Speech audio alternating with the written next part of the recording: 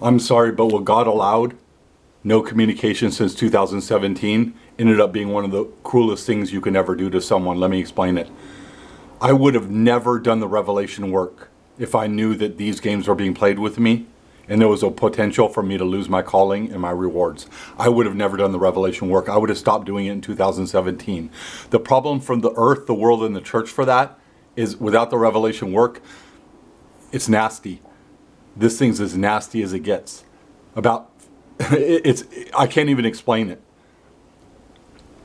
So by you guys playing every game in the book with me from 2017 on, and by me not being sure and just continuing my ministry, but now everything's been stolen away from me, is the worst way it can end for me times 1,000.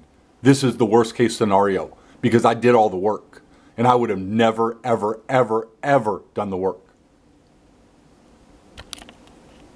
So the way that I could see it, you could have the one and not the other, because I would have never done the revelation work. I would have just stopped. I would have played hardball. I would have been like, well, if you guys are going to be this hard on me and play every game in the book with me, I'll just stop doing the work. And I would have just stopped doing the work. So you wouldn't have it. All the videos I've done, all the revelation that I produced from 2017 on, none of it would have been done and none of it would have been produced. I just would have stopped. I would have been like, there's no certainty, so I'm not going to put any more effort into this. But by you guys remaining completely quiet, I just continued doing the work. But your intentions were to always take this from me. And if I knew that, I would not have done the work. So I'm departing from the faith. I don't see any way out. I don't agree with anything, and there's never been a justification or a communication to convince me. Here's the thing. I yielded everything after 2017, after Sheerdog. Everything this church needs to move forward in faith. According to the revelation, I yielded it after 2017. Had I known from 2017 on that there was no hope for me, I would have stopped doing the work. Even though I'm born to serve the Lord, even though I've had a burden, because I'm falling away now, I'm leaving now. I would have just left then. What I'm doing now, today, I would have done then. I would have just left. I would have said, I'm done. I've had it. I have absolutely had it. I could do no right. I was born to serve the Lord. I was killed at Full Gospel Tabernacle. I responded as perfectly as I could. I did my ministry. There was never any relenting from this church. I was broken a second time in 2013 and 14. I was destroyed. No one cared about me. No one cared about anything. I was still forced to obey God and do the work. I fell on Sheerdog, and it was dealt with about as horribly as it can be dealt with.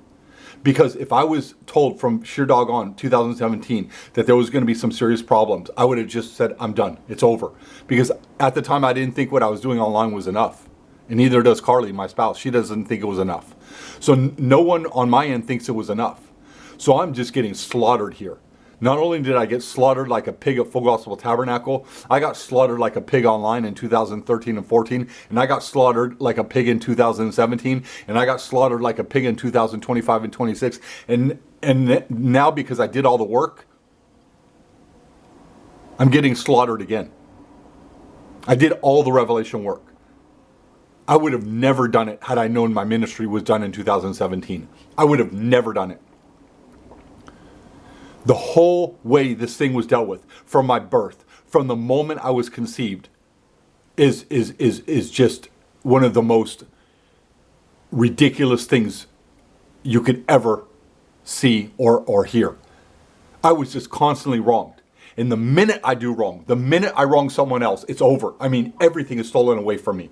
I mean, is that really justified? Is there any justification for that? There should have been communication in 2017. You're going to admit it. There should have been communication in 2017. That way I get to go my own way. I get to walk away from the Lord right then and there. It would have been over. I would have been like, if you're going to seriously destroy me for talking crap online, you don't deserve me. Your church doesn't deserve me. They can go ahead and do the work themselves. And I would have walked. But no, I had the promise that God was still with me. I had the promise I could still be victorious. And it wasn't a realistic promise. There was no chance of me getting out of this unscathed. I was always going to lose something. And I'm sorry. I don't agree with anything that happened. I should have never lost my calling, and I should have never lost my rewards. I should have done the time. I should have, whatever you guys wanted to put on me at that time, that's what I deserved. But I didn't deserve to lose my calling. And I'll never agree with you, ever, ever. And this is why I'm departing from the faith. Because for you to steal my calling over this is the most dog shit thing I've ever heard of in my life. This is worse than an assassination. It's worse. Much worse. What you guys did to me is 5 times worse than an assassination.